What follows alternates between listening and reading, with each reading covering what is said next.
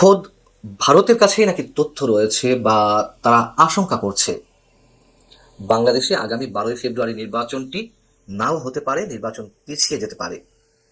তাদের এই খবরের সত্যতা বা মিথ্যার ছড়াছড়ি কতখানি সেটা যদি বাদও দিই, তারা যদি শুধু আশঙ্কাও করে থাকে, সেই আশঙ্কা যে এই মুহূর্তে বাংলাদেশের অধিকাংশ মানুষের মনের মধ্যে গ্রথিত, সেটা নিশ্চয়ই আমরা একেবারে ডেফিনেট করে বলতে পারি। আনন্দবাজার, ভারতের প্রভাবশালী বাংলা দৈনিক আনন্দবাজার একটি এক্সক্লুসিভ রিপোর্ট প্রকাশ করেছে তাদের দাবি অনুযায়ী আনন্দবাজারের প্রিন্ট ভার্সনে।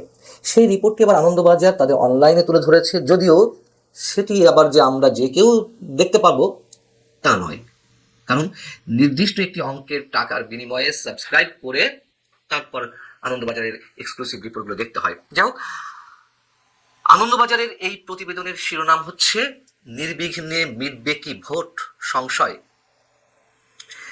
এখানে তারা যে আশঙ্কা করছে দুটি বিষয় এর পিছনের কারণ হিসেবে উল্লেখ করা হয়েছে।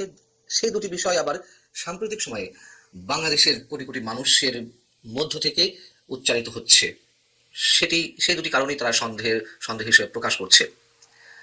তো এই প্রতিবেদনে বলা হচ্ছে, বাংলাদেশে ভারতের হাই কমিশন ও ডেপুটি হাই কমিশনগুলোতে দায়িত্বরত কূটনীতিক ও অন্য আধিকারিকদের পরিবারের সদস্যদের ফিরিয়ে নেওয়ার সিদ্ধান্তের পর বাংলাদেশের আইন শৃঙ্খলা পরিস্থিতি নিয়ে উদ্বেগ প্রকাশ করেছে সাউথ ব্লক, অর্থাৎ ভারতের পররাষ্ট্র মন্ত্রণালয় সহ গুরুত্বপূর্ণ মন্ত্রণালয়গুলো যেখান থেকে পরিচালিত হয় সেটিকে তারা সাউথ ব্লক বলে।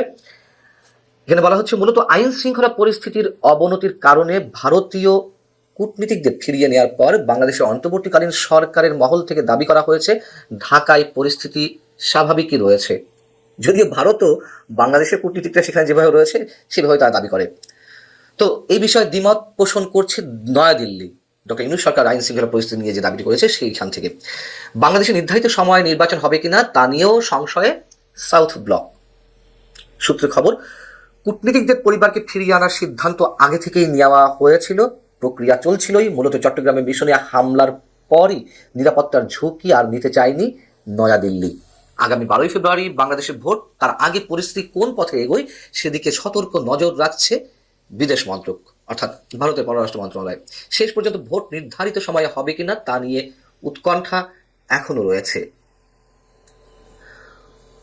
তো ভোট যে হবে না 12ই ফেব্রুয়ারি বা নির্বাচন হবে না, এই যে আশঙ্কা বা তাদের কাছে যে তথ্য রয়েছে তার পিছনে দুটি কারণ তারা উল্লেখ করছে। বাংলাদেশের মানুষের অনেক ধারণা যে এই নির্বাচনটি দুটি কারণে পেছাতে পারে এবং সেই কারণগুলোই হয়তো মিলে যাচ্ছে, যদি সত্যি তারা তথ্য পেয়ে থাকে বা তারা মোটামুটি নিশ্চিত হয়ে থাকে। তো এই দুটি কারণ কি? এই দুটি কারণের একটি হচ্ছে, ঘুরে ফিরে সেই আইন শৃঙ্খলা পরিস্থিতি ক্রমান্বয়ে খারাপের দিকে যেতে পারে এবং সেটিকে অজুহাত হিসেবে দাঁড় করিয়ে বা বাস্তবতার জায়গা থেকে নির্বাচন যথাসময়ে নাও হতে পারে। এবং যে কথাটি আমি গত 1 বছর ধরে বলে আসছি প্রিয় দর্শক আপনাদের সামনে, যে এমন কোনো সিচুয়েশন তৈরি হতে পারে বা তৈরি করতে পারে যে কোনো একটি বিশেষ গোষ্ঠী যাতে নির্বাচন পিছানোর জন্য একটা অজুহাত দাঁড় করানো যায়। আরেকটি হচ্ছে কি, আমাদের ভিতর থেকে অনেকেই দাবি করছেন যে না, জামাত ইসলাম সর্বশেষ পর্যায়ে এসে নির্বাচন বয়কট করতে পারে, সেটিও তারা মনে করছে। তো আনন্দবাজার যেটি বলছে, বাংলাদেশে নির্বাচন না হওয়ার কারণ যে শুধু সে দেশে হিংসা বাড়িয়ে বানচাল করে দেওয়া, তাও না হতে পারে। মানে এই যে দুটি কারণের সেই প্রথম কারণটি নাও হতে পারে।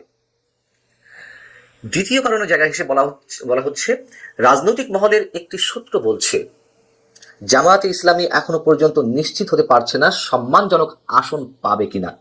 আওয়ামী লীগ নেই, দেশে শেখ হাসিনা বিরোধী হাওয়া রয়েছে।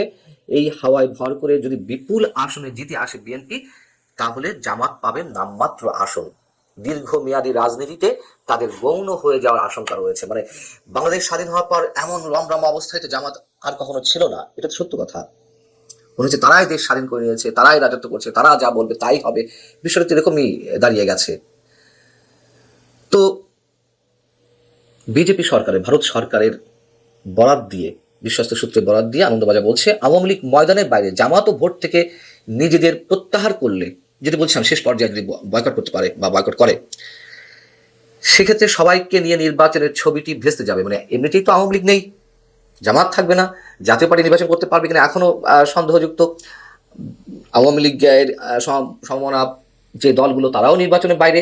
তো এই জায়গায় এক বিএনপি আর ছোটখাটো দুই একটা দল নিয়ে আসলে সেই নির্বাচন হলে অবশ্যই আন্তর্জাতিকভাবে প্রশ্নের মুখোমুখি হবে, এবং সেই নির্বাচন টিকবে কিনা সেটা তো অনেক বড় প্রশ্ন।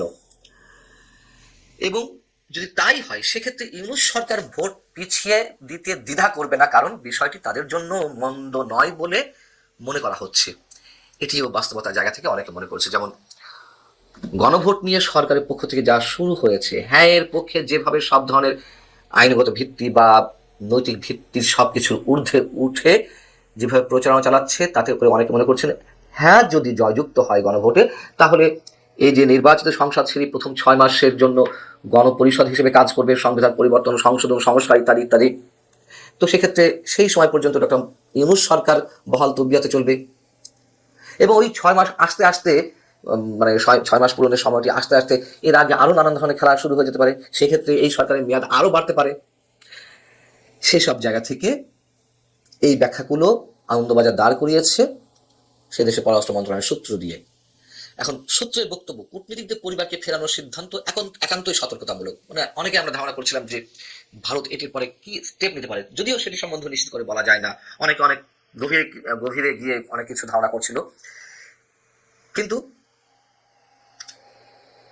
সেই সব আসলে আপাতত তারা ওই জায়গাটি স্পর্শ করছে না। আনন্দবাজার বলছে যে গত 2 মাসে 2 ডজনেরও বেশি প্রতিবাদ আন্দোলন ভারতীয় হাই কমিশনের গা ঘেঁষেই হয়েছে। তাছাড়াও 18 ডিসেম্বর চট্টগ্রামে ভারতের ডেপুটি হাই কমিশনের প্রতিবাদকারীরা পাথর ছুঁড়েছে অফিস চত্বরে। কিন্তু অন্যদিকে নয়াদিল্লিতে প্রতিবাদকারীরা বাংলাদেশ হাই কমিশনের থেকে 500 মিটার দূরে ছিল, একজনও কাছে আসতে পারেনি। কিন্তু আমরা তো জানি যে আমাদের কূটনীতিকরা বা আমাদের সরকারের পক্ষ থেকে যে দাবি করা হচ্ছে, ভারতে নয়াদিল্লিতে বাংলাদেশ হাই কমিশনের যারা রয়েছেন তারা যথেষ্ট নিরাপত্তার মধ্যে ছিল। সেখানকার প্রতিবাদকারীরা নাকি বাংলাদেশ হাই কমিশনের চৌহদ্দি পেরিয়ে তারা ভিতরে গিয়ে ভাঙচুর করার চেষ্টা করেছে। যাই হোক, নয়াদিল্লির বক্তব্য এখানে তুলে ধরা হয়েছে। বলা হচ্ছে যে বহুদিন ধরেই বাংলাদেশ হাই কমিশনের রাস্তা দুদিক থেকেই বন্ধ রয়েছে, পুলিশ প্রহরা, গন্ডগোলের আশঙ্কায় বাড়ানো হয়েছে নিরাপত্তা। সব মিলিয়ে ভারতের পরিস্থিতির সঙ্গে বাংলাদেশের পরিস্থিতির তুলনায় চলে না। কিন্তু আমাদের ক্রিকেটাররা আবার টি-20 বিশ্বকাপে গেলে সেখানেও তাদের নিরাপত্তা কতটুকু দিতে পারবে সেটি নিয়েও তো সংশয় রয়েছে, এটাও তো সত্য কথা। যদিও সেই কারণে আমাদের বিশ্বকাপ থেকে ছিটকে পড়তে হবে, এই সিদ্ধান্ত নিতে হবে, সেটিকেও নিশ্চয়ই আমি সমর্থন করি না। যাই হোক, নির্বাচন বিষয়ে আনন্দবাজার ভারত সরকারের নানান সূত্র ব্যবহার করে যে রিপোর্টটি প্রকাশ করেছে এটি নিশ্চয়ই অমূলক কিছু নয়। তার কারণ এই ধরনের আশঙ্কা, এই ধরনের ধারণা, সন্দেহ, সংশয় অবশ্যই আমাদের মধ্যেও রয়েছে, এবং নির্বাচন না পিছালেও সেই নির্বাচনের চিত্রটি কি হবে সেটা নিয়েও মানুষ